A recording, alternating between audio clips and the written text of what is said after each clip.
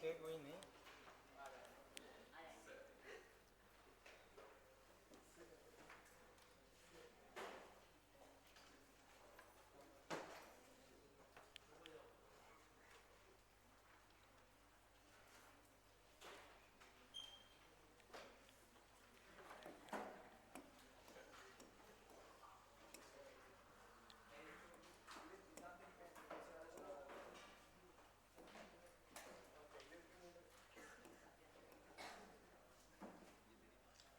तो बच्चों, सबसे पहले हम पेपर डिस्कस कर रहे हैं, वो बच्चों निकाल लो।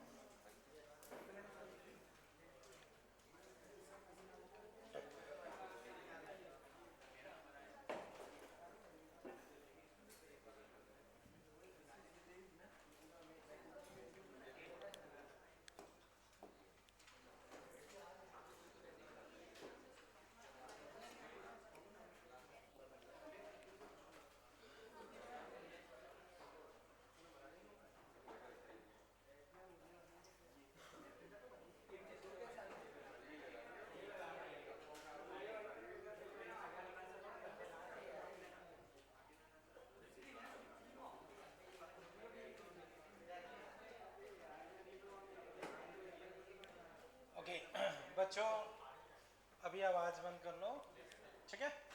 अब बच्चों, मैं क्वेश्चन नंबर बोल रहा हूँ, जहाँ भी दिक्कत लगे मुझे बताना, ठीक है। बच्चों बताओ, फर्स्ट क्वेश्चन, इसमें कहीं कोई दिक्कत किसी को? ठीक है।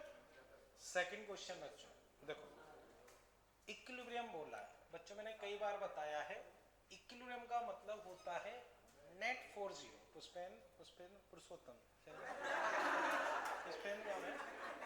ओके, क्या नाम है? पुष्पेन, ठीक। तो खैर कोई नहीं, थोड़ा सा कंफ्यूज हो गया। ठीक बच्चों, वापस समझो, इक्विलिब्रियम का मतलब होता है net force zero. Net force zero, net force zero का मतलब एक्सीलरेशन जीरो। वो दो केस में हो सकता है, या तो कांस्टेंट वेलोसिटी या रेस्ट, तो दोनों ही सही है। ओनली रेस्ट वो गलत है, ओनली मूविंग कांस्टेंट वेलोसिटी वो भी गलत है। Only if constant acceleration, zero acceleration सही है, कांस्टेंट एक्सीलरेशन सही नहीं है। आइदर एट रेस्ट और मूविंग विथ कांस्टेंट वेलोसिटी। तो सबसे सही आंसर अपने पास डी हो जाएगा, ठीक है। ओके बच्चों, थर्ड, इसमें कोई डाउट?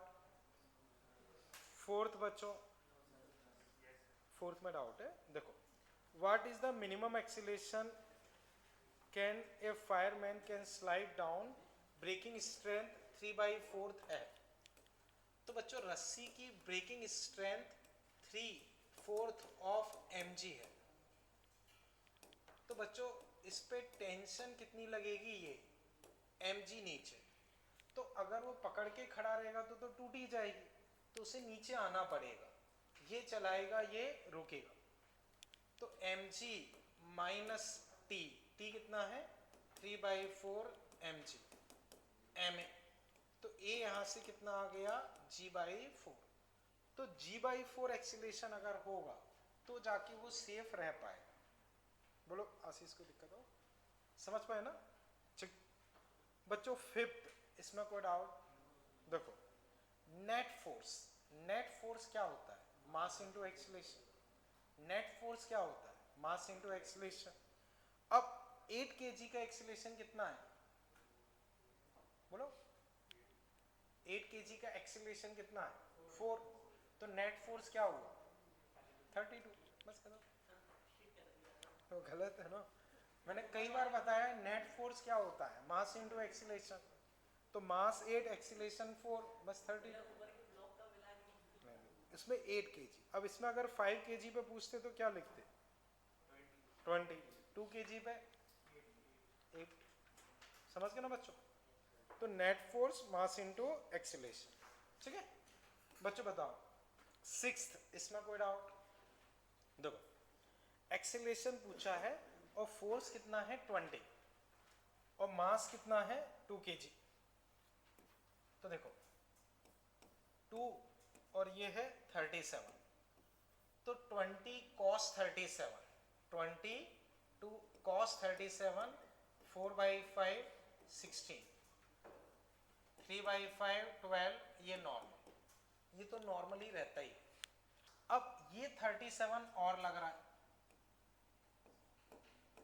इसका फोर्स कितना दिया है, ये भी 20 है, तो इसको तोड़ोगे तो cos 37, ये गलत कर दिया, ये 3/5, ये 12, ये 16, cos 37 16, ये 12, अब ये 16 ये 12 बताओ कहाँ जाएगा, उधर, ये चलाएगा ये रोकेगा, तो चलाने वाला माइनस रोकने वाला, कितना बचा 4 डिवाइडेड बाई 2, तो एक्सेलेरेशन कितना हो गया 2, समझे ना। 16 चलाएगा 12 रोकेगा, तो चलाने वाला माइनस रोकने वाला अपॉन 2, बोलो अक्सर कोई दिक्कत, ठीक है।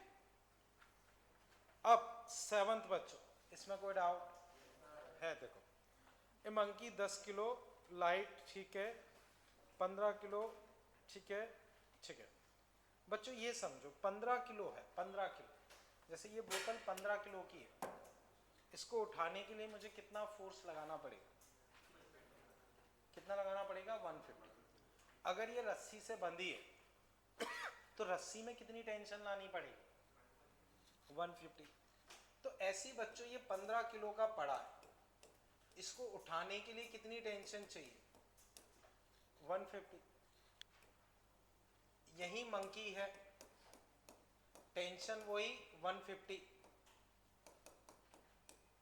समझ गए ना बच्चों। अब मंकी का खुद का कितना है 10,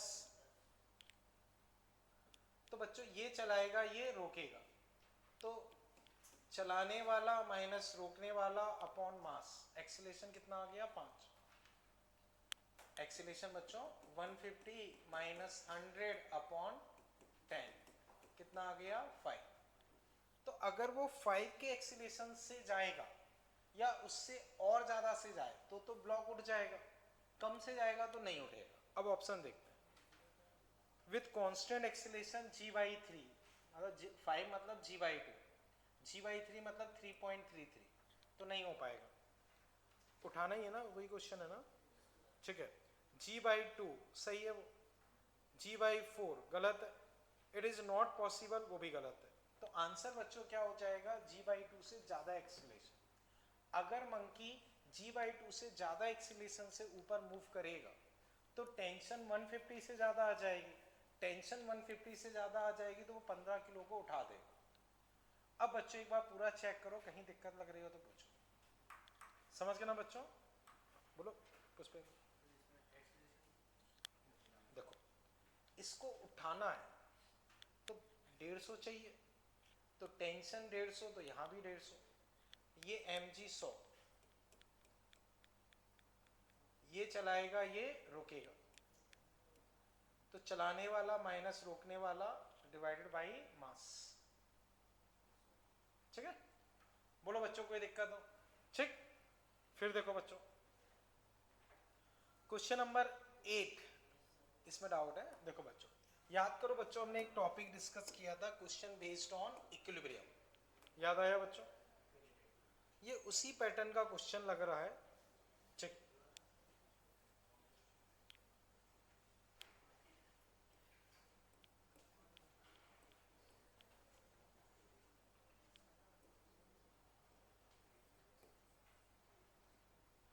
ए का मास है 15 किलो,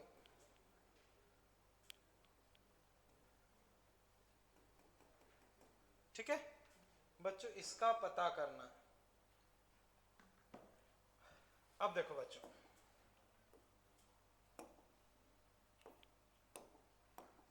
ठीक है बच्चों, देखो यहां से लेके यहां तक कितनी रस्सी है, एक रस्सी में टेंशन सेम, तो टी टी टी टी, तो इधर कितनी होगी 2t, 2t 2t, तो यहां कितनी होगी 4t, ठीक है। अब बच्चों 15 किलो का नीचे क्या लगाएगा 15g, ये क्या लगाएगा mg। अब 15 किलो का रुका हुआ है तो ऊपर वाला फोर्स किसके बराबर, तो 5t किसके बराबर 15g, t कितना आ गया 3g। यहां से बताओ t क्या है, mg। t किसके बराबर है, mg। तो mg इक्वल टू 3g, मास कितना आ गया? बोलो कहीं तकलीफ हो, बोलो मैं कोई डाउट हो? समझ पाए ना बच्चों? ये tt 2t 2t 2t, तो ये 4t t 5t 5t 15g के बराबर, तो t कितना हो गया, 3g। t 3g है तो mg इक्वल टू 3g, बस खत्म। बोलो बच्चों कोई दिक्कत हो? चले आगे, चेक बच्चों। नाइन्थ, इसमें कोई दिक्कत? देखो, butterfly with velocity this north east direction, ठीक है। देखो बटरफ्लाई इधर 4√2 से जा रही है, wind blowing 1 meter per second north to south, wind ऐसे 1 से, ठीक है। The resultant displacement 3 second, 3 second. तो देखो इसको तोड़ लो, इधर 4 इधर 4, ऊपर 4 नीचे 1, ओवरऑल कितनी बची, 3। तो 3 इंटू 3 इधर चल लेगा, इधर 4 3 सेकेंड में कितना चलेगा, 4 इंटू 3 12। तो 9 इधर 12 इधर, 9 इधर 12 इधर, दोनों का स्क्वायर रूट 15 आ जाना चाहिए। समझ पाए बच्चों? देखो 4 इधर और इधर 3 बची, क्योंकि एक स्पीड कम हो गई हवा की वजह से, हवा की वजह से एक कम होके 3, तो 3 4 नेट कितना हो गया, 5 5 इंटू 3 15, उससे भी कर सकते। 3 4 90 डिग्री पे तो 5 रिजल्ट है, 5 इंटू 3 15, ठीक है। ओके, 10th बच्चों, a bomb dropped from fighter plane flying horizontally to an observer sitting in plane, trajectory of the bomb is, ठीक है। देखो बच्चों हमेशा याद रखो, रियल लाइफ से हटके एक्चुअल चीजें देखनी होंगी, ठीक है। तुम मान लो ये फाइटर प्लेन 100 की रफ्तार से जा रहा है, इसके अंदर तुम बैठे हो, तुम्हारी स्पीड क्या होगी, और इसके अंदर एक बॉम्ब रखा है, उसकी स्पीड 100।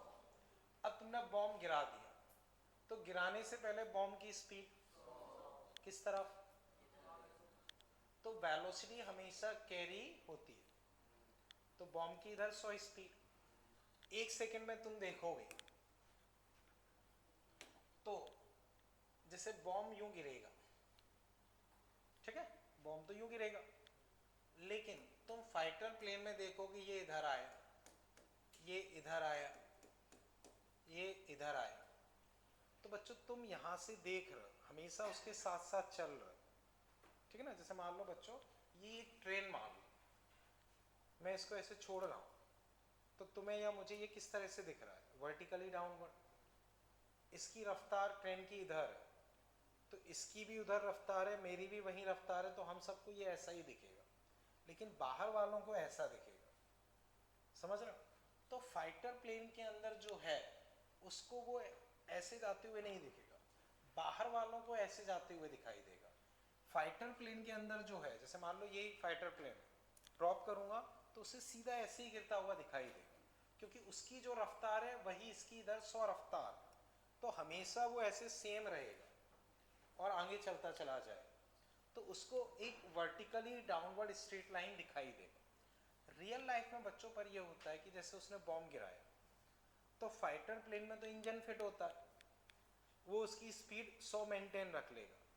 इस बॉम्ब में तो कोई इंजन है नहीं, तो इसकी 100 इधर स्पीड है, लेकिन एयर फ्रिक्शन के बाद 99 98 थोड़ी कम होने लगती है, तो थोड़ा ये पीछे की तरफ दिखने लगता है, लेकिन हम एयर फ्रिक्शन नेग्लिजिबल लेके चलते हैं, तो उस हिसाब से उसे सीधा वर्टिकली डाउनवर्ड दिखाई देगा।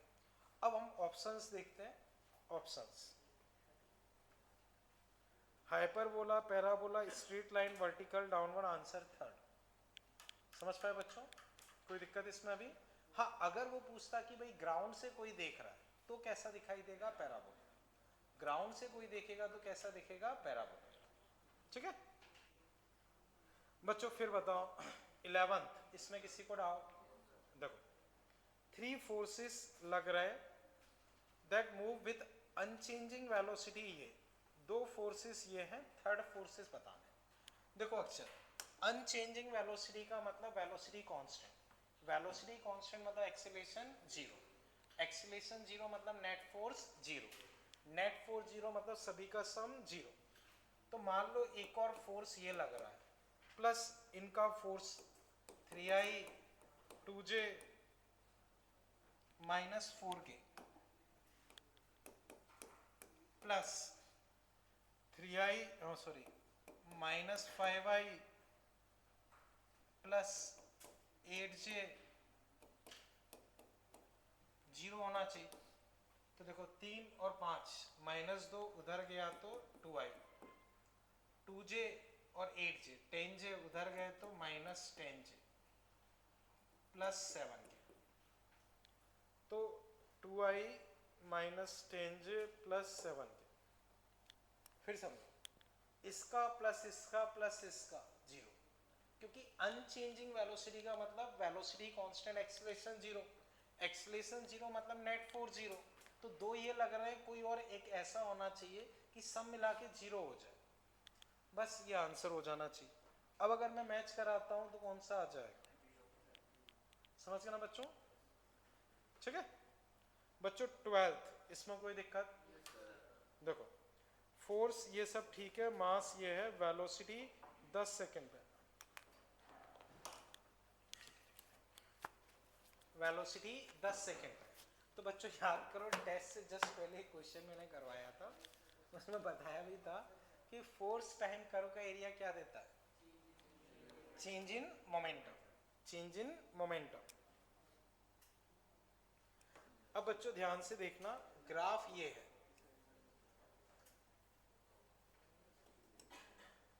ये 50, ये 75, ये 5, ये 10। तो बच्चों ये वाला एरिया 250, 5 और 75 150, 300, 375। चेक करो बच्चों, एरिया में गड़बड़ तो नहीं कर रहा?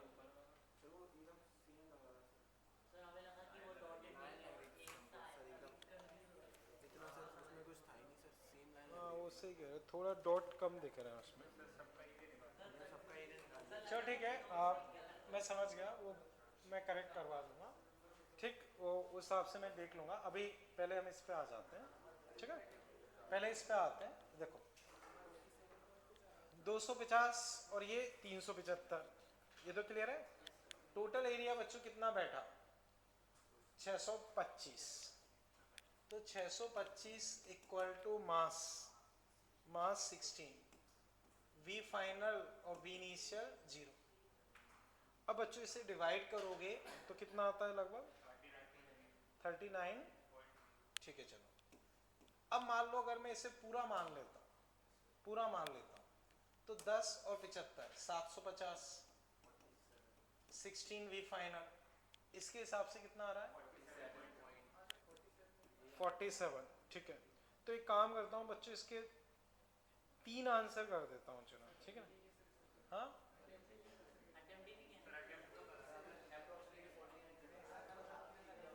चलो देखते हैं, पर चलो खैर ठीक है, नंबर वगैरह पर भी नहीं जाते हैं, वो देखते हैं जैसा उसमें हो पाएगा। पर मेन कंसेप्ट समझ गया ना, अगर आप पूरा लेके चल रहे हो तो आंसर उस हिसाब से आ जाएगा, इतना लेके चल रहे हो तो उतने एरिया के हिसाब से आंसर आ जाएगा।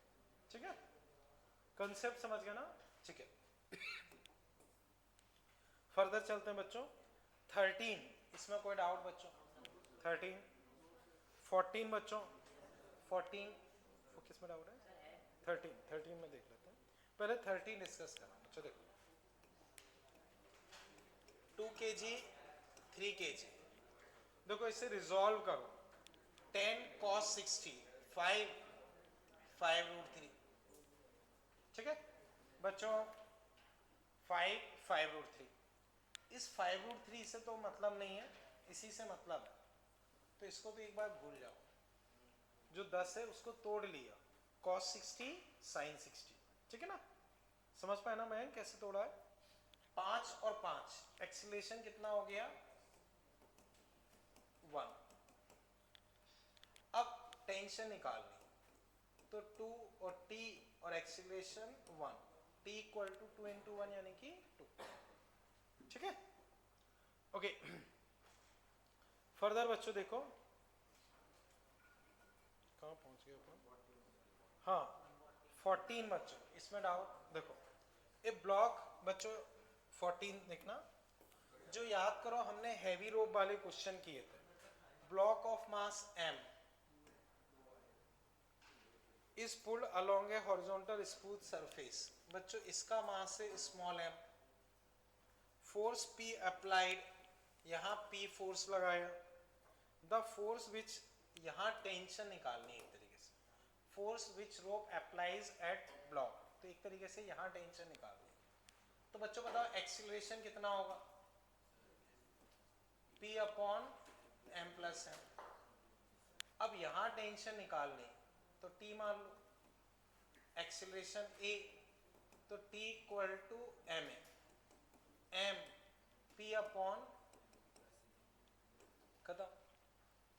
बताओ बच्चों कहीं दिक्कत लग रही, ठीक है, सेकेंड ऑप्शन हो जाएगा, ठीक है ना बच्चों, डाउट तो नहीं ना अभी इसमें, ठीक है। 15 बच्चों, इसमें कोई डाउट, 16 बच्चों, इसमें कोई डाउट, 17, 18, 19, 20 है, देखो वाटर फॉल 5 मीटर, ठीक है, first drop touches the ground, how far the ground second drop, कितनी बॉल, 3 ड्रॉप है, ठीक है। बच्चों याद करो एक पर्टिकुलर पैटर्न था जो मैंने डिस्कस किया था, ये थर्ड, सेकंड, फर्स्ट, ये 5, तो मैंने बताया था 1, 3 वो रेशो मेंटेन रहता है, तो 4D कितना होना चाहिए 5, तो D कितना हो गया 5/4। अब इसकी हाइट निकालनी 3D, तो 15/4, समझ गया ना, ठीक। बच्चों अप टू 20 कोई दिक्कत, अप टू 20, ठीक है, आगे चलते हैं। 21, ये तो मॉड्यूल में भी था इसी तरह का, क्या मैं डिस्कस कर रहा हूँ, देखो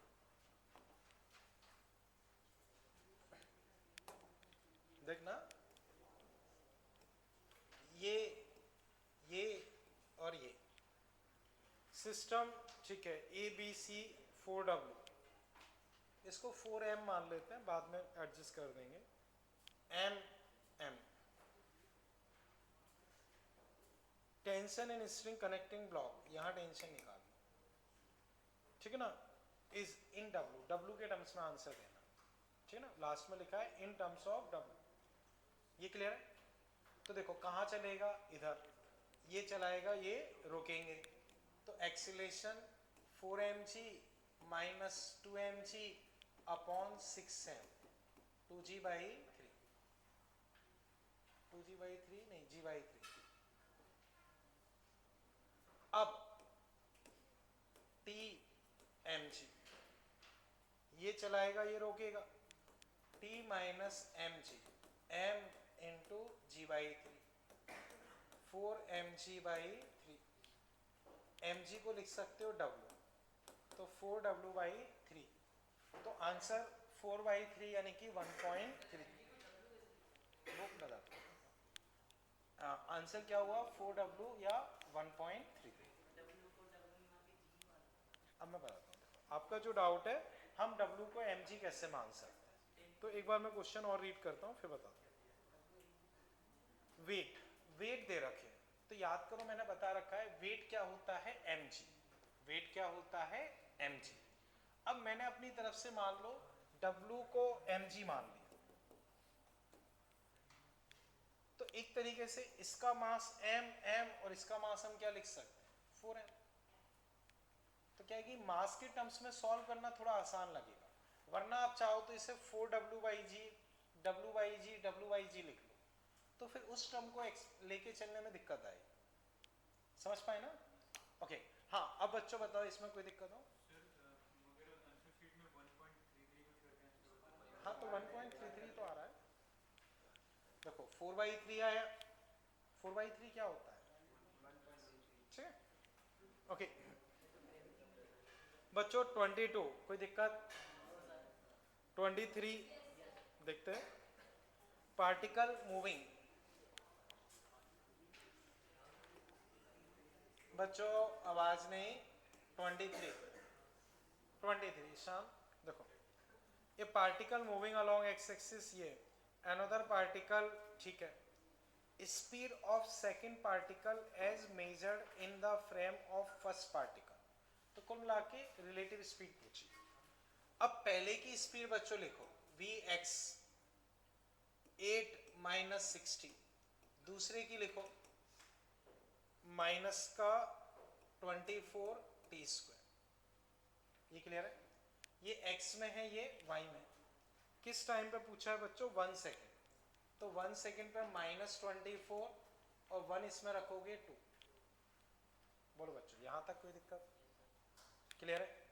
अब ये I और ये J, अब speed of second particle as measured in frame of first particle, तो फर्स्ट पार्टिकल के फ्रेम में मानना, तो इसकी स्पीड क्या है 24, ये इधर जा रहा है, इससे दुनिया इधर 2 से जाती हुई दिखाई देगी, नेट क्या हो जाएगा 24 का स्क्वायर प्लस 2 स्क्वायर। बच्चों बताओ ये कितना आएगा, हाँ 580, तो आंसर रूट 580 क्या दे रखा है, हाँ वो मैं आता हूँ, पहले रूट 580 आंसर वही दिया ना, हाँ 580 आंसर आ रहा था सर, पर भरा नहीं सर, क्योंकि यहाँ पे पॉइंट होता है, पॉइंट के बाद तो जीरो काउंट ही नहीं होता सर, तो समझ में ही नहीं आता सर आंसर कैसे भरे इसमें। सर इसका 1200 था, वो भी नहीं भरा सर इस चक्कर में। सर ये पॉइंट समझ में नहीं आते सर, ऐसा लिख दिया करो सर यहाँ पे divide by 10 divide by. Okay मैं समझ गया, ठीक है बच्चों, वो अगली बार से मैं ध्यान रखूंगा, ठीक है, ठीक है ना, ओके कंसेप्ट तो समझ गया ना, ठीक। तो एक इसमें दिक्कत आई है आंसर में, और एक इसमें, ठीक है वो देख लेंगे कोई नहीं, ठीक। बच्चों मुझे बताओ 24, इसमें कोई डाउट, आंसर बच्चों ये मैंने क्लास में डिस्कस किया था वही है, और 30 डिग्री, चलो मैं सॉल्व कर लेता हूँ। आंसर तो खैर आपको दिया होगा, मुझे नहीं पता आंसर क्या है बच्चों, बताना है, हाँ 30, अच्छा डाउट हो तो मैं डिस्कस करूँ, किसी को भी डाउट बच्चों, ठीक है ना, ओके 25 इसमें डाउट बच्चों है क्या बच्चों, है देख लेते हैं। Particle thrown this speed angle 60 when particle make 30 degree with downward direction speed.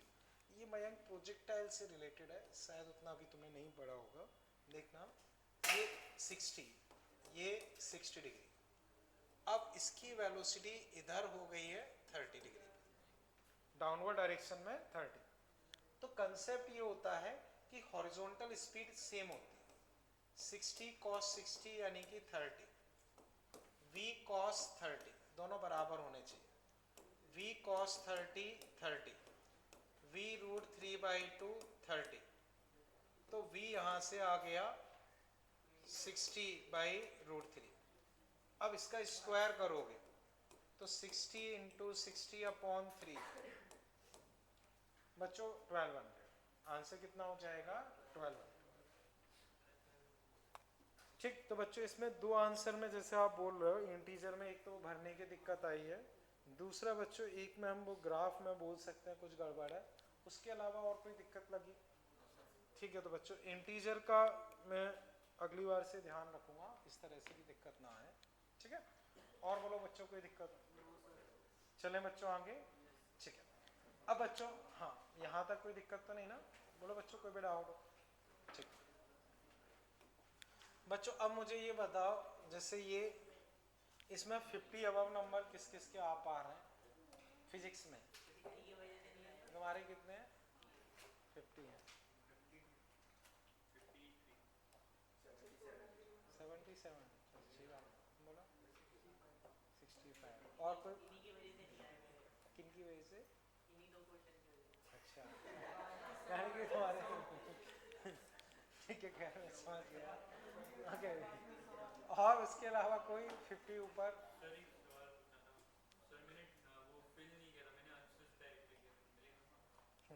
मैं नहीं समझा किस तरह से। सर इसने आंसर लिख दिया था उधर फिल नहीं किया था। किस में, आंसर की में या अपने पेपर में? तो आंसर की में मतलब आपने बबल्स पढ़ने की जगह सब्जेक्टिव्स मतलब जो इंटीजर वाले, ओके, उसमें तो शायद मिल सकते हैं, एक बार पूछ लेंगे जैसे, ठीक है। और बोलो बच्चों कोई दिक्कत हो? ठीक है, किसके ग्राफ वाले का देखता हूँ, बात करूँगा जैसे, ठीक है, ओके। नहीं वो मुश्किल है पर ठीक है बच्चों, सीखने पे ध्यान देते हैं, बाकी मैं बात करूँगा जैसा रहेगा। चलें बच्चों आगे, अभी कोई दिक्कत? ठीक, इसे बच्चों फिर मैं हटा रहा हूँ। अब बच्चों जो टॉपिक चल रहा था उस पर आते हैं। बच्चों याद करो, ये क्वेश्चन हम डिस्कस कर चुके हैं बट मैं रिकॉल करवा रहा हूँ, ठीक है बच्चों। अब आवाज कहीं नहीं आए, ठीक ठीक, इस पर सीधा, ठीक। अब बच्चों समझो, बच्चों एसबी से क्या मतलब है? स्प्रिंग बैलेंस के शायद से बच्चों मैंने 100 दिया था। तो बच्चों फर्स्ट पार्ट में मैंने पूछा होगा कि स्प्रिंग फोर्स बताओ, क्या बताओ कितना आएगा? Spring force 30। अगर न्यूटन में स्प्रिंग बैलेंस की रीडिंग पूछे, न्यूटन में स्प्रिंग बैलेंस की रीडिंग कितना होगा? 30। केजी में 3 रीडिंग। अब मैं पूछता हूँ इलोंगेशन कितना है? 0.3 मीटर। इलोंगेशन कितना है? 0.3 मीटर या 30 सेंटीमीटर। ऑलरेडी बच्चों कर चुके हैं, बस थोड़ा सा रिवाइज करवा, ये कहानी क्लियर है। अब फिर बच्चों मैंने यहाँ पे कैंची लगाई और इधर काट दिया। तो बच्चों अब समझो, इसको काट दिया, काटने के जस्ट बाद बच्चों मैंने पूछा था इलोंगेशन कितना हो? 0.3, क्योंकि काटने से जस्ट पहले 0.3 था, तो वो कंप्रेस होगा लेकिन टाइम लगेगा। क्वेश्चन में पूछा गया कि जस्ट बाद बताओ, तो कितना होगा? 0.3। फिर मैंने पूछा स्प्रिंग फोर्स बताओ, तो के एक्स कितना आया? 30, वो 3 या 30, ठीक है। फिर बच्चों मैंने इसका एक्सीलरेशन पूछा था, तो 30 ऊपर 20 नीचे, 30 माइनस 20/2 5, और इसका एक्सीलरेशन ग्रेविटी। इतना पार्ट बच्चों हम कर चुके हैं, कोई दिक्कत? अब बच्चों शायद सेकंड पार्ट तक हमने कर लिया था, सेकंड ही है ना, ठीक है। थर्ड लिखो उसी में, थर्ड। तो बच्चों इसको काट चुके हैं, ठीक है ना, ये बच्चों कट चुका है।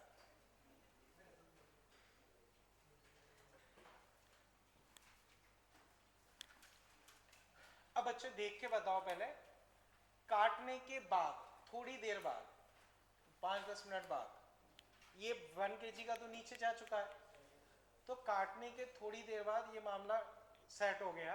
अब मुझे बताओ स्प्रिंग बैलेंस की रीडिंग क्या होगी? 20 न्यूटन। उसमें इलोंगेशन कितना होगा? 0.2 मीटर। 20/K 0.2। तो थर्ड बच्चों लिख लो, find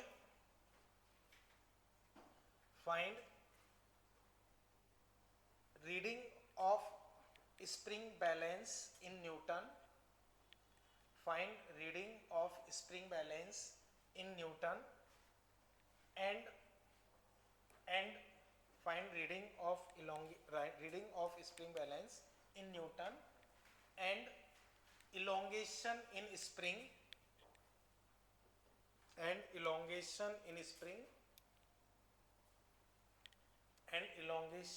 spring after some time of cut.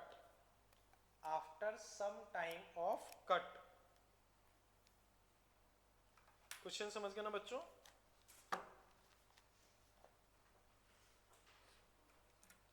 तो बच्चों काटने के थोड़ी देर बाद स्प्रिंग बैलेंस की रीडिंग बतानी है न्यूटन में और इलोंगेशन बताना है।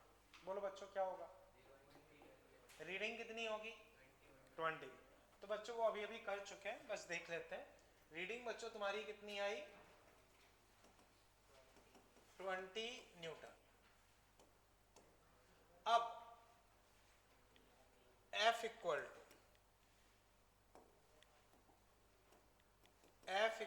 To kx, 20 equal to 100x, x equal to 0.2।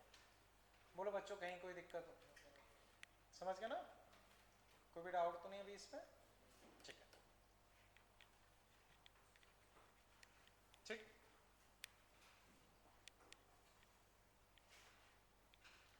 अब एक नया एग्जांपल ड्रॉ करो बच्चों। वापस से डायग्राम बनाना, उसी डायग्राम में मत करना। 2 kg, वही स्प्रिंग बैलेंस,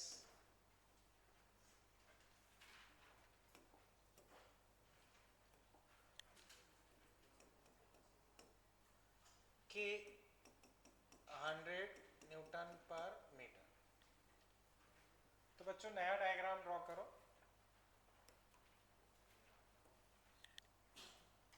बच्चों पुराने क्वेश्चंस के सारे पार्ट्स क्लियर हैं? ठीक है।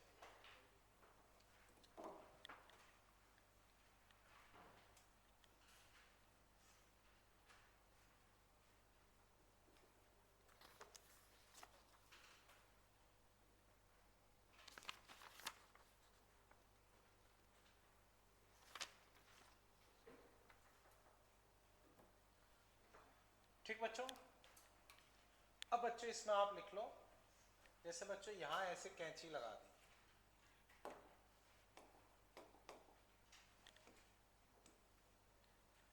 ठीक है? तो बच्चों पहले मुझे डायरेक्टली आंसर दो। काटने से पहले बच्चों स्प्रिंग बैलेंस की रीडिंग 20 न्यूटन, इलोंगेशन 0.2 मीटर। तो अब बच्चों एग्जांपल लिखो। एग्जांपल, फाइंड इलोंगेशन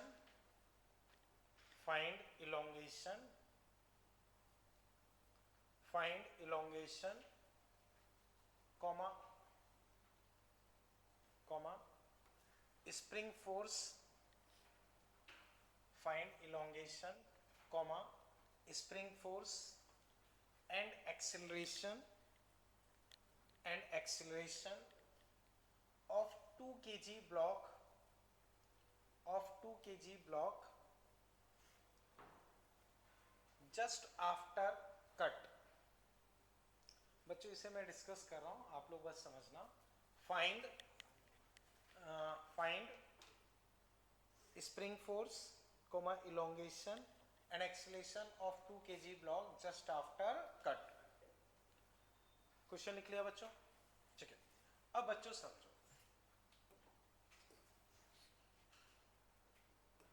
ठीक है?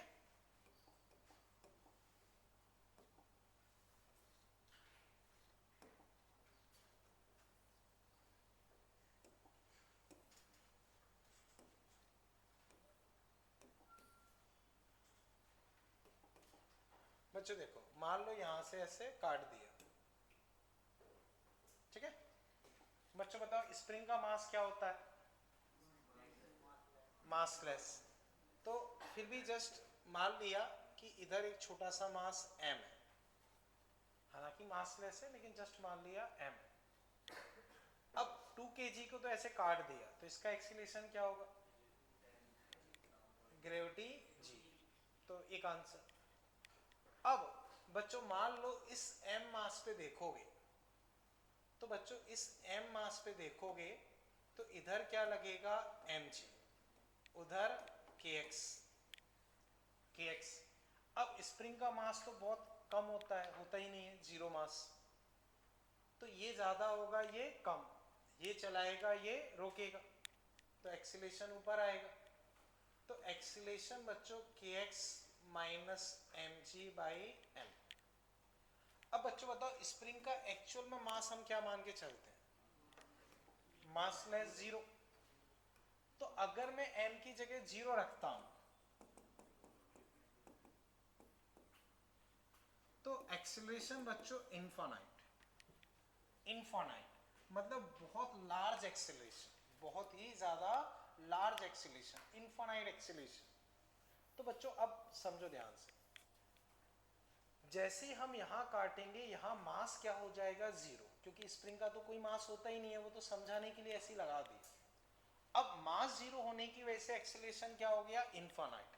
इनफाइनाइट मतलब बहुत हाई एक्सीलरेशन। तो बहुत हाई एक्सीलरेशन है, तो जैसे ही तुम कट करोगे, कट करने से पहले बच्चों बताओ स्प्रिंग कितनी खींची हुई है, 0.2। और जैसे ही तुम कट करोगे इनफाइनाइट एक्सीलरेशन होने की वजह से उसी इंस्टेंट पे कंप्रेस हो जाएगी, उसी इंस्टेंट पे कंप्रेस हो जाएगी। तो कंप्रेशन या इलोंगेशन हम क्या मानेंगे, जीरो। जबकि पिछले केस में हमने जीरो नहीं माना, हमने ये बोला था कि उसको थोड़ा टाइम लगेगा, क्योंकि उस केस में कुछ एक्सीलरेशन 2 या 3 आ रहा था, जबकि यहाँ एक्सीलरेशन कितना है, इनफाइनाइट। तो जैसे ही तुम काटोगे वैसे ही इनफाइनाइट एक्सीलरेशन की वजह से वो कंप्रेस हो जाएगी और उसका इलोंगेशन खत्म हो जाएगा। अब इलोंगेशन खत्म हो गया तो स्प्रिंग फोर्स क्या हो जाएगा, जीरो। तो बच्चों अब मैंने 3 चीजें पूछी थी, एक्सीलरेशन आ गया, फिर मैंने पूछा स्प्रिंग फोर्स एंड इलोंगेशन, तो उनके आंसर होंगे इलोंगेशन जीरो, फोर्स जीरो। एक बार बच्चों लिख लो, फिर मैं आगे और डिस्कस करूँ।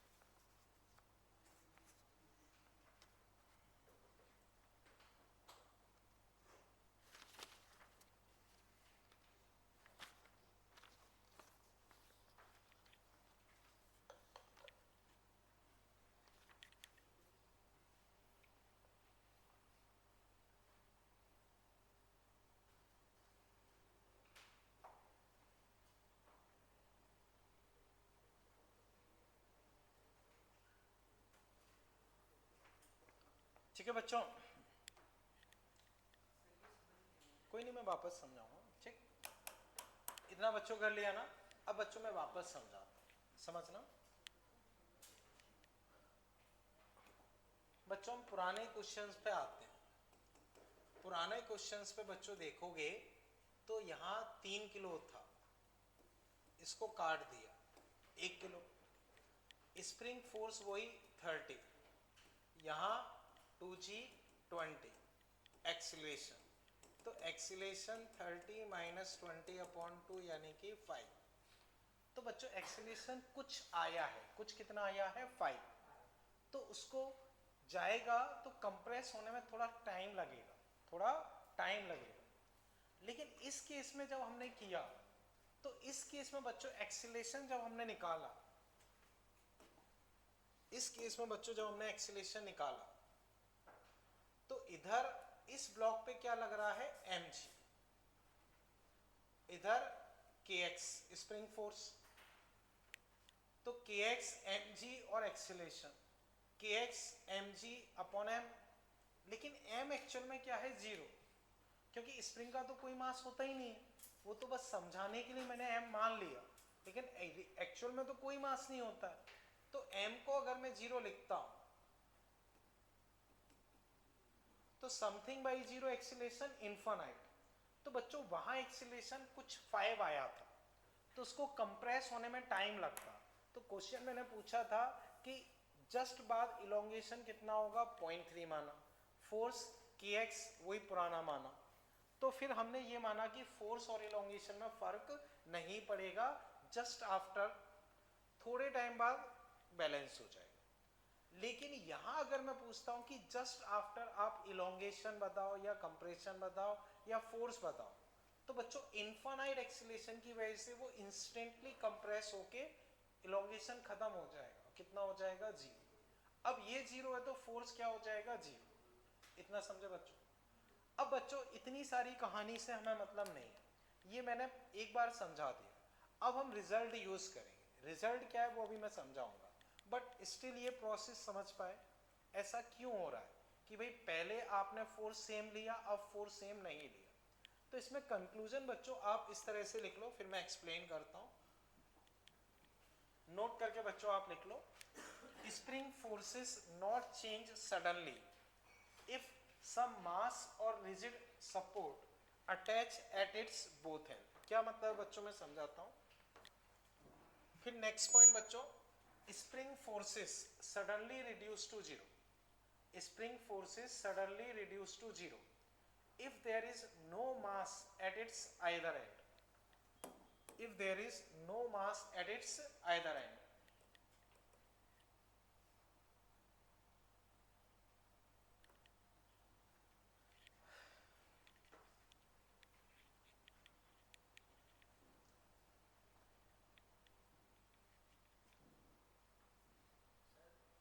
बोलो।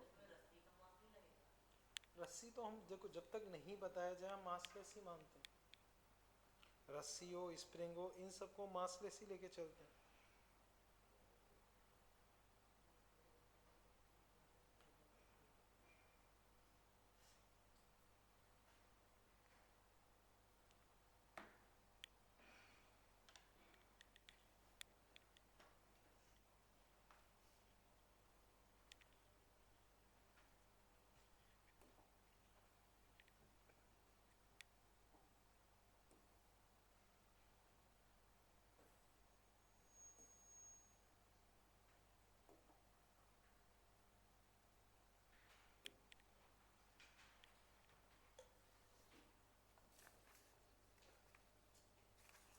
तो बच्चों ये लाइन क्या लिखी है वो भी मैं अभी एक्सप्लेन करता हूं।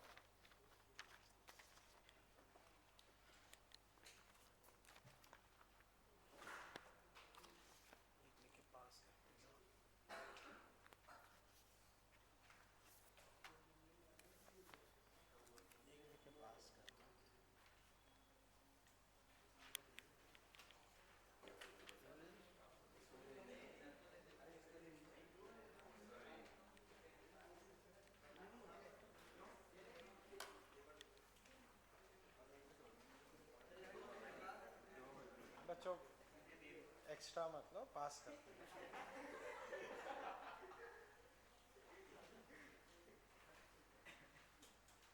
पीछे मिल गई तुम्हें?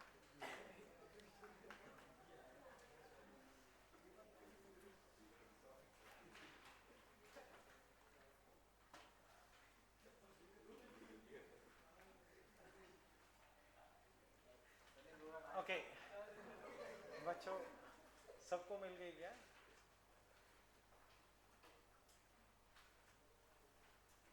कोई रह गया क्या? तुम रह गए? ओके अभी सब पे आ गई? कोई एक्स्ट्रा एक्स्ट्रा एक्स्ट्रा किसी पे?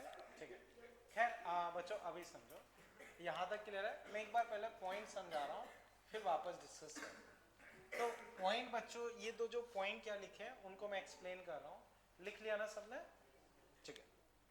अब बच्चों पहले मैं इस पॉइंट को एक्सप्लेन कर रहा हूँ, वो चीज़ बच्चों समझो।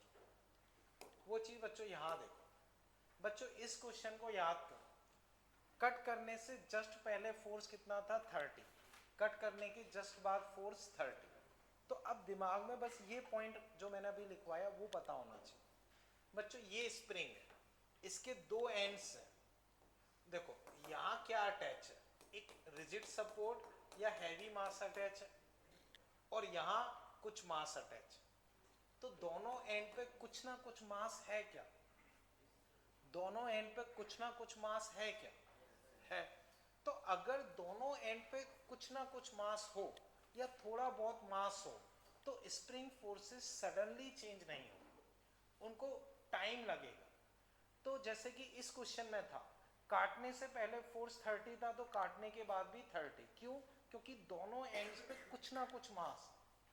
तो अगर स्प्रिंग के दोनों एंड्स पे कुछ ना कुछ मास होगा तो स्प्रिंग फोर्स सडनली चेंज नहीं होंगे। ये दिमाग में आप फिट होना चाहिए। फिर देखो यहां बच्चों देखना, इस वाले केस में यहां स्प्रिंग के दो एंड्स हैं। बच्चों इस एंड पे क्या मास है? 0। वो तो हमने m अपनी तरफ से माना है बट है तो 0। उस एंड पे क्या मास है? तो दोनों में से किसी एक एंड या दोनों एंड पे मास नहीं है, जैसे यहाँ मास क्या है 0, तो अगर किसी भी एक एंड पे मास नहीं होगा तो स्प्रिंग फोर्स सडनली रिड्यूस होके क्या हो जाएंगे 0। तो अब बस दिमाग में ये चीज होनी चाहिए जो मैंने बताई, उसकी अब प्रोसेस कैसे होती है वो मैंने समझा दिया, लेकिन आगे बच्चों उस पे नहीं जाएंगे, इस रिजल्ट्स को सीधा सीधा यूज करें। तो रिजल्ट बच्चों मैंने यही लिखवाया है, spring force not change suddenly if some mass और rigid support attach at its both end, उसके दोनों एंड्स पे कुछ मास अटैच है या रिजिड एंड है तो फोर्स चेंज नहीं होगा। Spring force is suddenly reduce to 0 if there is no mass at its either, अगर इसके किसी भी एंड पे कोई मास नहीं है तो ये रिड्यूस होके क्या हो जाएगा 0। क्लियर है बच्चों? अभी बच्चों बताओ इसमें कहीं कोई दिक्कत? तो बस ये हमारे दिमाग में होना चाहिए, ये दिमाग में होना चाहिए, इसमें तो कोई दिक्कत नहीं। ठीक, अब बच्चों जैसे इसमें एक क्वेश्चन आप देखो, question number 5, question number 5 2m और m है ना, ठीक है। अब बच्चों इससे ट्राई करो, ये आपके एग्जाम में पूछा हुआ क्वेश्चन है, जो अभी हमने सॉल्व किया था लगभग वैसा ही क्वेश्चन है। बच्चों ऊपर वाला कितना दिया है 2m और नीचे वाला m।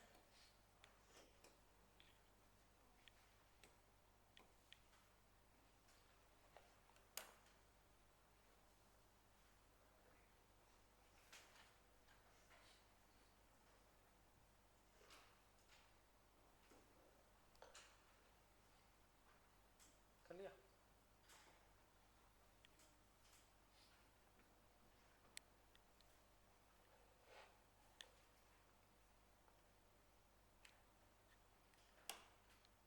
तो उससे पहले वाले क्वेश्चंस कर लो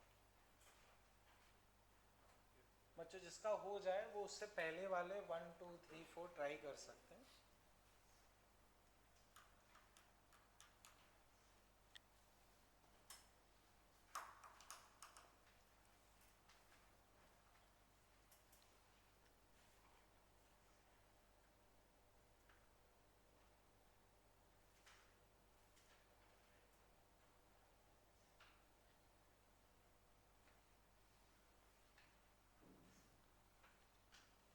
ओके, अब बच्चों हैंड राइज करें जिससे ये वाला हो गया हो। तुम अकेले? ठीक ठीक ठीक। और कोई बच्चों अभी जो किया वैसा ही है? चलो ठीक है।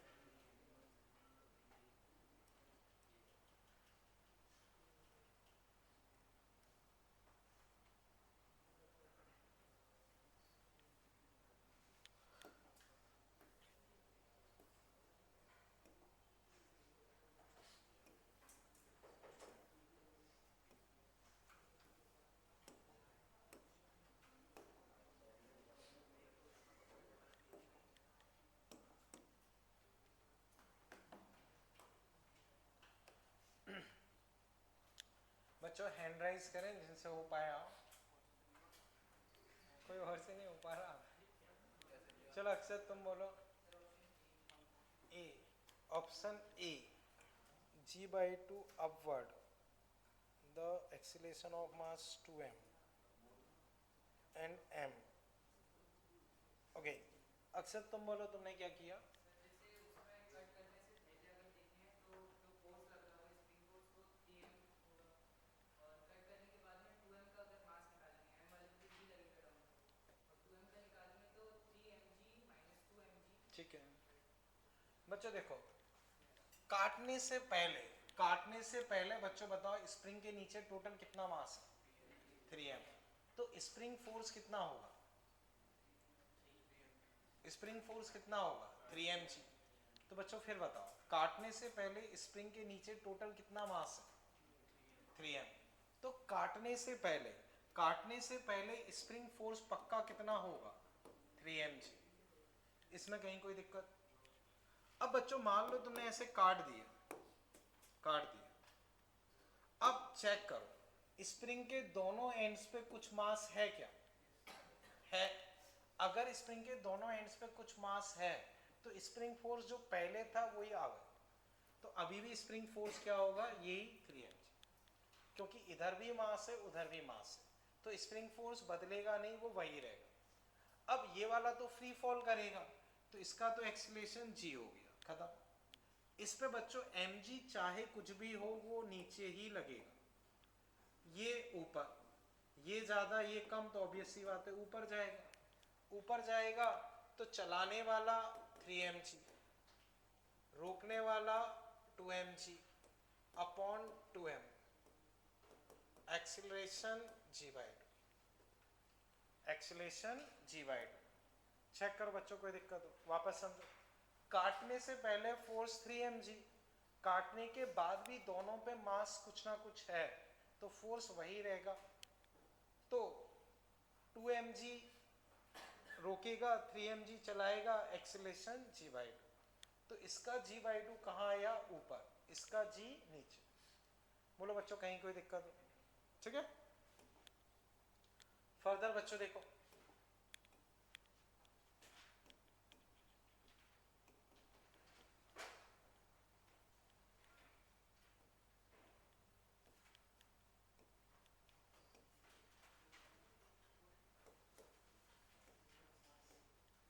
बच्चों अब ये डायग्राम बना लो, एम एम के, ठीक है। पिछले में बच्चों कोई दिक्कत तो नहीं ना? ठीक है,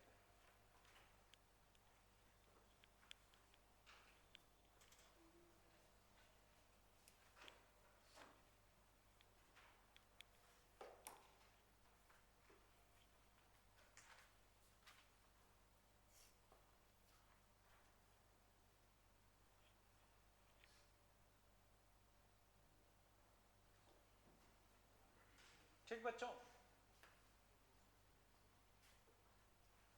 अब बच्चों इसमें लिख लो, find acceleration of blocks A and B, find acceleration of blocks A and B just after cut, find acceleration of blocks A and B just after cut.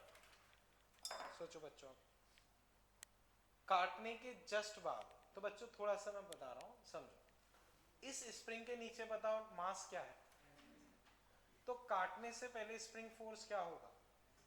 mg। अब खुद सोचो, ठीक है ना, एक्सीलरेशन निकालना है दोनों ब्लॉक्स का। एक बार खुद के दिमाग से करो, फिर मैं डिस्कस करता हूँ। हाँ, की कांस्टेंट है, उसका यूज नहीं आएगा वैसे।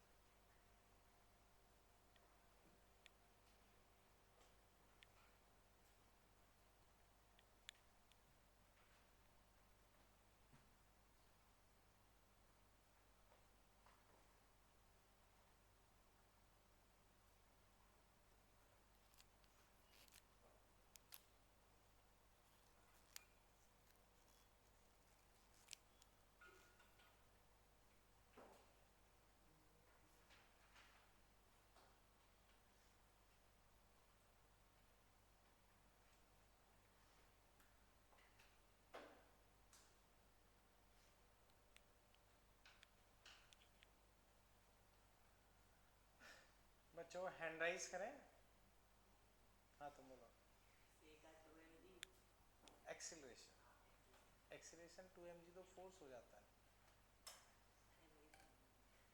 चलो ठीक है, पूरा बोलो, कोई बात नहीं।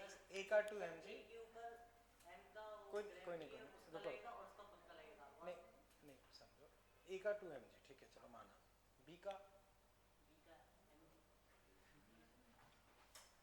देखते हैं, और कोई?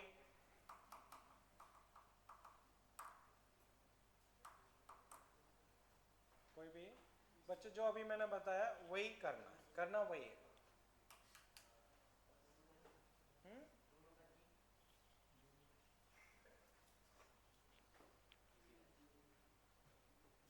बोलो बच्चों,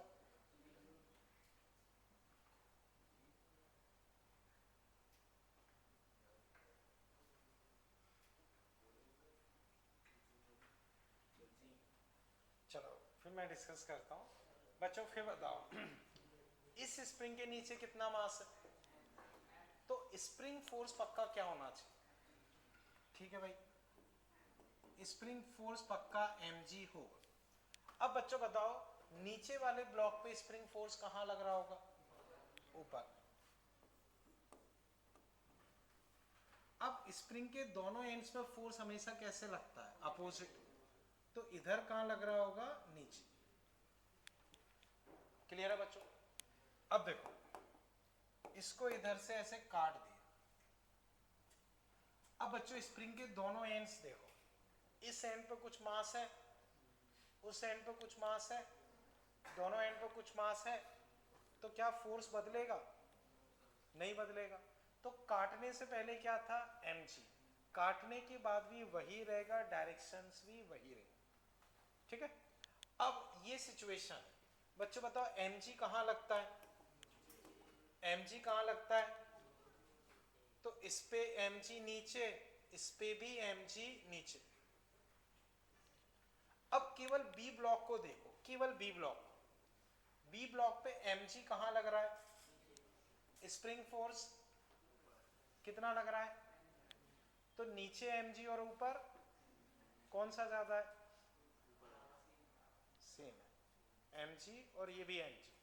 तो अगर मैं बी ब्लॉक को देखता हूं तो उस पे mg नीचे, स्प्रिंग फोर्स भी mg ऊपर, तो एक्सेलरेशन क्या हो गया? जीरो। एक्सेलरेशन क्या हो गया? जीरो।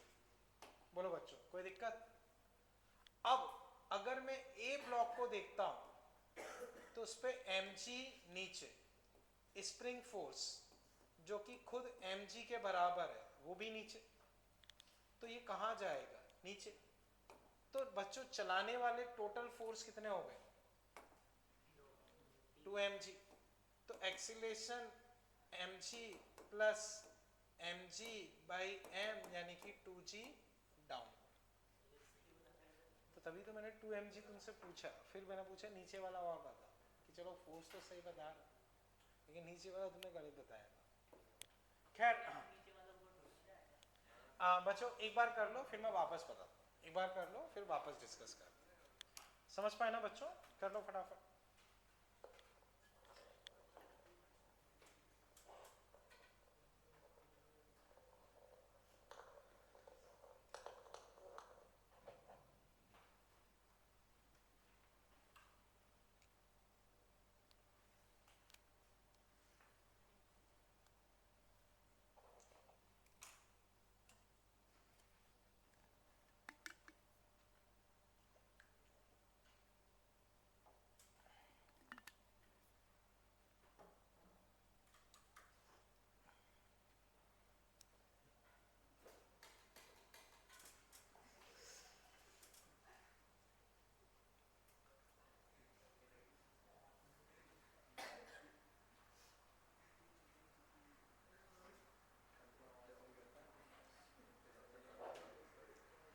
बच्चों कर लिया इतना?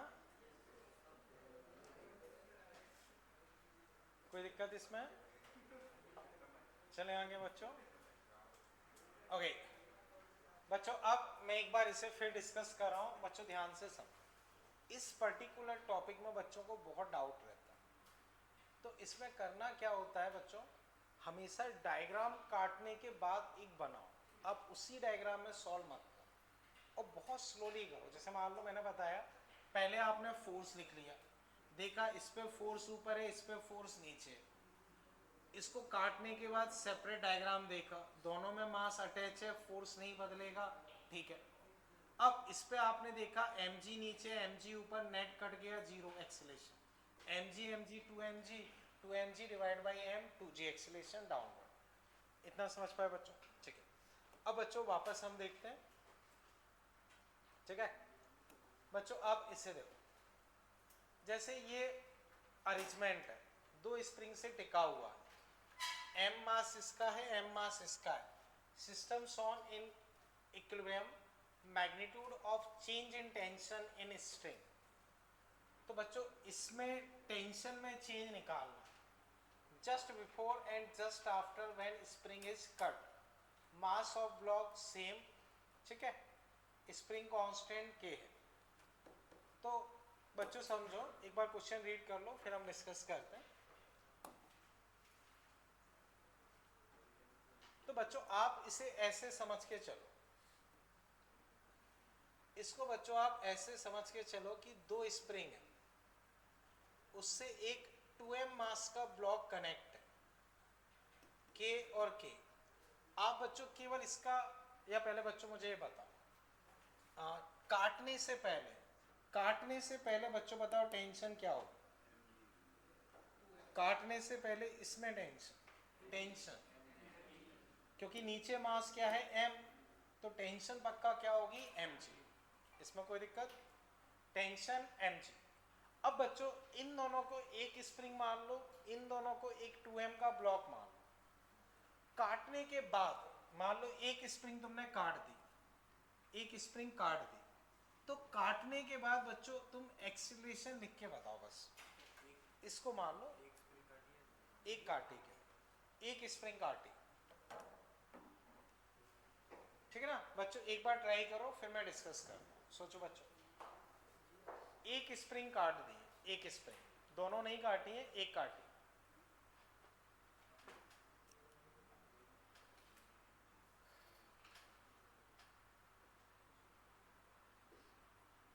m और m अलग अलग ना मान के आप तो 2m मान लो और उसका एक्सीलरेशन लिखने का ट्राई करो, बस उतना सोचो बच्चों।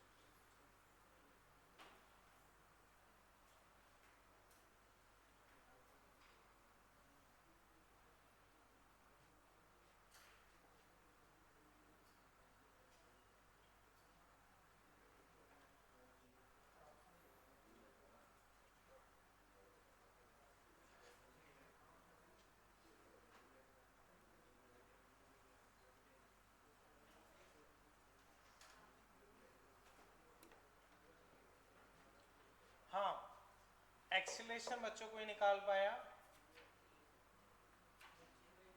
क्या किया बताओ?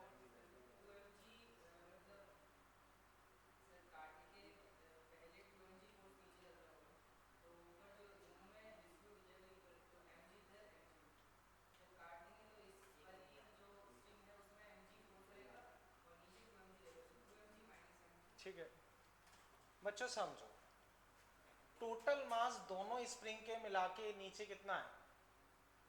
दोनों स्प्रिंग के नीचे कुल मिला के टोटल मास कितना है? 2m। तो 2m नीचे कितने फोर्स से खींचेगा? 2mg। दोनों एक जैसी स्प्रिंग है तो दोनों में बराबर बराबर बढ़ जाएगा, तो इसमें mg और इसमें भी mg। इसमें बच्चों कहीं कोई तकलीफ? तो बच्चों मुझे बताओ, काटने से पहले बच्चों दोनों में बराबर फोर्स डिस्ट्रीब्यूट हो जाएगा, mg mg, यहां तक कहीं कोई दिक्कत? ठीक है। अब बच्चों ध्यान से समझो, जब काट दोगे तो काटने के बाद बच्चों डायग्राम कुछ ऐसा बनेगा,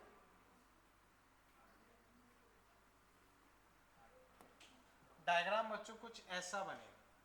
तो बच्चों बताओ, स्प्रिंग के इस एंड पे कोई मास है तो इस वाली स्प्रिंग का फोर्स 0, इस एंड पे कोई मास है तो ऊपर वाली का भी 0, इसके इस एंड पे कुछ मास है, इस एंड पे, तो बच्चों इस स्प्रिंग का फोर्स तो वही mg रहेगा, लेकिन हमने इस स्प्रिंग को ऐसे काट दिया है तो इस एंड पे कोई मास नहीं, इस एंड पे कोई मास नहीं, तो इन वाली स्प्रिंग के फोर्स क्या हो जाएंगे? 0। तो काटने से पहले बच्चों दोनों के पास mg मास था, लेकिन काटने के बाद एक का फोर्स वही रहेगा क्योंकि उसके दोनों एंड्स पे मास है, एक का फोर्स क्या हो जाएगा? 0। ये क्लियर है? अब बच्चों इस पे mg कहाँ लगेगा? नीचे, और स्प्रिंग फोर्स बच्चों ऊपर, कितना? mg। तो बच्चों बताओ ज्यादा कहाँ पे? तो नीचे वाला चलाएगा, ऊपर वाला रोकेगा। तो एक्सीलरेशन बच्चों क्या लिखोगे? 2mg minus mg upon 2m g/2। इतना समझ गए बच्चों? तो बच्चों ये बताओ, काटने के बाद एक्सीलरेशन इसका g/2 आएगा, एक्सीलरेशन g/2 आएगा, उसमें कहीं कोई तकलीफ। अब बच्चों समझो, ये m मास का ब्लॉक है नीचे वाला, उसका एक्सीलरेशन इधर है g/2, उस पे रस्सी कनेक्टेड है t डैश। अब इसका टेंशन लिखने का ट्राई करो बच्चों। वहां तक की कहानी समझ पाए ना? काटने से पहले दोनों स्प्रिंग पे mg फोर्स है, काटने पे एक फोर्स 0 हो गया, एक फोर्स वही रहा। तुम खुद उठ के नहीं ले सकते? तो हाँ बच्चों, मैं क्या डिस्कस कर रहा था, दोनों पे बराबर डिस्ट्रीब्यूट है mg, दोनों पे बराबर डिस्ट्रीब्यूट है mg। एक स्प्रिंग को तुमने काट दिया तो उसके पे कुछ बचा नहीं, तो वो 0 हो गया, ये वही mg, तो 2mg mg,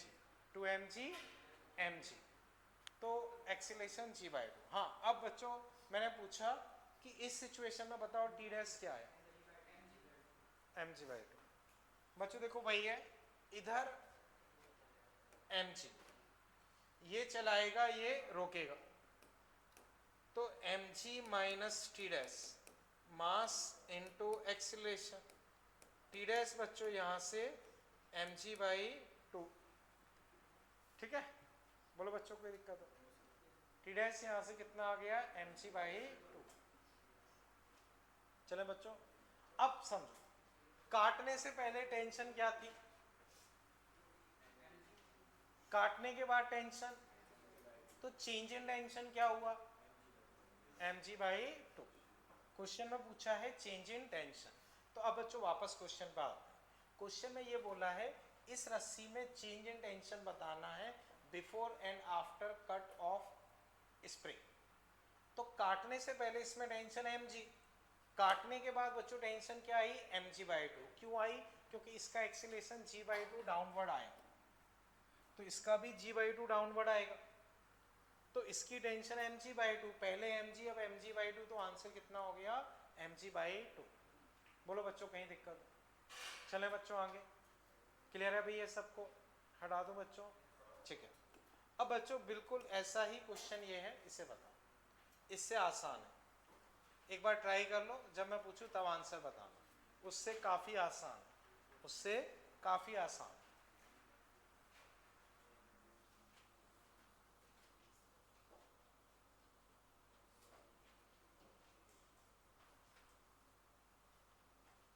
t equal to 0 से मतलब उसी इंस्टेंट पे। अभी जो किया है लगभग वही क्वेश्चन है, इवन उससे काफी आसान है, उतनी मेहनत भी नहीं करनी। केवल ये मान लो जो हमने उसमें फर्स्ट पार्ट किया था वही एक तरीके से। अच्छा चलो मैं वापस उसे कर देता हूँ बच्चों, जस्ट एक सेकेंड, ठीक है ना? कर लो।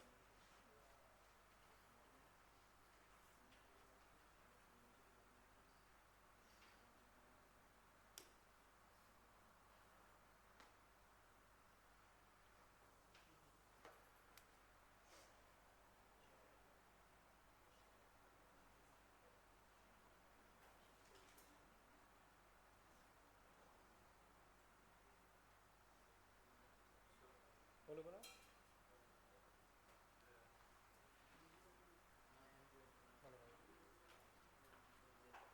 डायग्राम है ये, अपने स्प्रिंग्स हैं इनको हमने काट दिया, सो ये जो ब्लॉक्स हैं उनका सेम रहेगा अपना एक्सेलरेट, मतलब न्यू फोर्स, मगर इधर का भी सेम, मतलब इधर का सेम रहेगा, इधर का चेंज नहीं होगा, तो सर ये टूटेगा नहीं या फिर टूटेगा नहीं है? टूटना तो उसकी स्ट्रेंथ पे डिपेंड करता है, ओके सर, अगर स्प्रिंग हैवी है तो क्यों टूटेगी? ओके सर, तो फिर सर यानी ये एलोंगेट बस कर रहा है? इलांगेट करेगी, लेकिन इलोंगेट से हमें मतलब नहीं, हमें तो उसी इंस्टेंट पे बता, थोड़ी देर में वो इलोंगेट कर जाएगी, बिल्कुल सही है। सर मुझे लेकिन सर इसमें जस्ट बात, तो सर इसको एक्सेलरेशन लेने में थोड़ा टाइम तो लगेगा ना? क्या लेने में? एक्सेलरेशन इसको चेंज नहीं, करने में एक्सीलरेशन तो जस्ट आ जाता है फोर्स के Just आ इंस्टेंट। बच्चों डिस्कशन नहीं करें, ये कर लिया ना, ठीक है। अब बच्चों वो क्वेश्चन मैं कर रहा हूँ, अब करो इसे, ओके बोलो।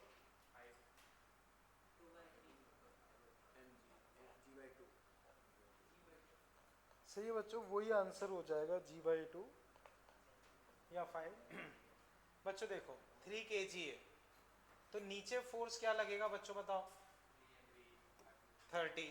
नीचे फोर्स 3g 30, दोनों में बराबर बढ़ जाएगा 15-15। कोई दिक्कत? दोनों में 15-15। अब एक को काट दिया, एक को काट दिया तो एक का ही बचेगा, तो इधर 30 इधर 15, एक का तो 0 हो गया, तो ऑब्वियस सी बात है इधर चलेगा, ये चलाएगा ये रोकेगा, तो चलाने वाला माइनस रोकने वाला अपॉन मास 5 या g/2। बोलो बच्चों कहीं दिक्कत हो? वही क्वेश्चन है, वही तरीका है, समझ गए बच्चों? तो बच्चों अभी मुझे बताओ इस वाले क्वेश्चन में कहीं कोई दिक्कत? तो कट करने वाले में बच्चों क्या करना होगा, उसमें कहीं कोई कंफ्यूजन? चलें आगे बच्चों, इसे बच्चों फिर मैं हटा रहा हूँ, ठीक है ना? हटा दूं बच्चों, ठीक ठीक बच्चों।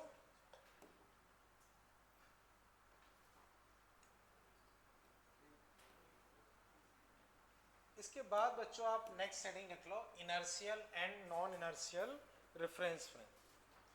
Inertial and non inertial reference frame. Sir पिछले वाले क्वेश्चन का अगर वेरिएबल से करेंगे तो उसमें सर वो जो 15 है उसको mg/2 लिख लेना। सही, ठीक है। Inertial and non inertial reference frame. तो बच्चों लिख लिया? लिख लो,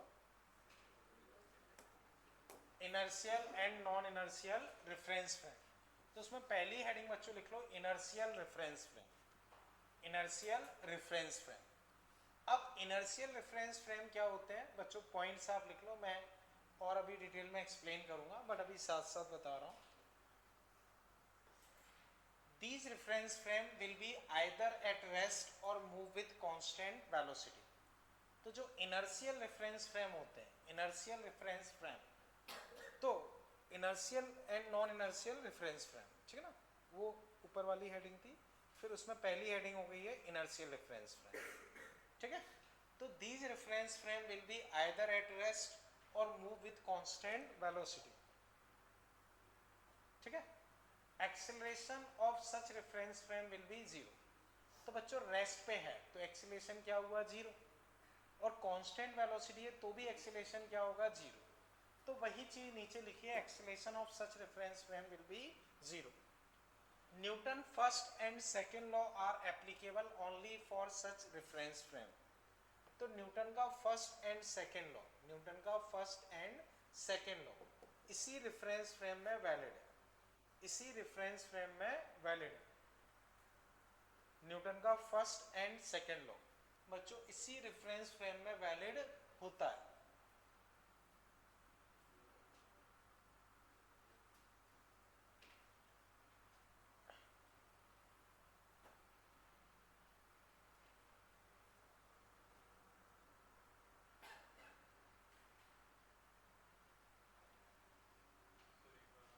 मैं एक्सप्लेन तो अभी पूरा करूंगा, अभी तो बस लिखवा रहा हूं।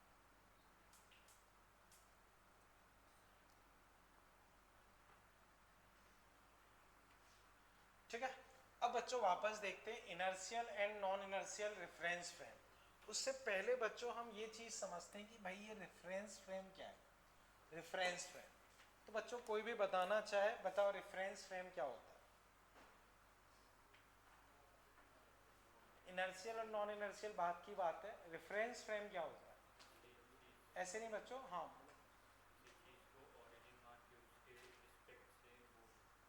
ठीक है। और बच्चों कोई बताना चाहें तो बच्चों अब मैं डिस्कस कर रहा हूँ। सबसे पहले हम ये चीज समझते हैं कि भाई रेफरेंस फ्रेम क्या होता है। तो रेफरेंस फ्रेम को बच्चों अगर हम नॉर्मल वे में देखें, नॉर्मल वे में, तो सिंपली रेफरेंस फ्रेम से मतलब है जहां से तुम चीजें ऑब्जर्व कर रहे हो, जहां से तुम चीजें देख रहे हो। जैसे अभी मैं खड़े होके आप सबको देख रहा हूँ, तो अब मैं देख रहा हूँ तो रेफरेंस फ्रेम क्या हो गया हूँ मैं। और अगर मैं यहाँ पे खड़े होके देख रहा हूँ तो हम बोल सकते हैं कि रूम रेफरेंस फ्रेम हो गया या मैं। अब मान लो बच्चों मैं बाइक चलाते हुए आसपास चीजें देख रहा हूँ, बाइक चलाते हुए आसपास चीजें देख रहा हूँ, तो देख कौन रहा है? मैं। तो रेफरेंस फ्रेम कौन हूँ? मैं। अब मैं बाइक पे बैठा हूँ तो मैं बाइक को रेफरेंस फ्रेम बोल सकता हूँ, मैं रेफरेंस फ्रेम हूँ, लेकिन बाइक को भी बोल सकते हैं, क्योंकि बाइक आगे जा रही है तो उसके रिस्पेक्ट में मुझे क्या चीजें दिख रही हैं, वो एक तरीके से रेफरेंस फ्रेम हो गई। अब मान लो मैं ट्रक में बैठ जाता हूँ, तो फिर रेफरेंस फ्रेम क्या हो जाएगा? ट्रक। मैं या इनडायरेक्टली ट्रक। मैं लिफ्ट में जा रहा हूँ, मॉल में कांच की लिफ्ट रहती हैं, और उस लिफ्ट में बैठ के चीज़ों को देख रहा हूँ, तो उस केस में रेफरेंस फ्रेम क्या हो जाएगा? लिफ्ट। क्लियर? अब मान लो जैसे मेले में बहुत तरह के झूले आते हैं, मैं उस झूले में बैठ गया, फिर चीज़ों को देख रहा हूँ, तो रेफरेंस फ्रेम क्या हो जाएंगे? वो झूले। ट्रेन में बैठ गया, ट्रेन में आसपास खिड़की से इधर उधर देख रहा हूँ, तब रेफरेंस फ्रेम क्या हो जाएगा? ट्रेन।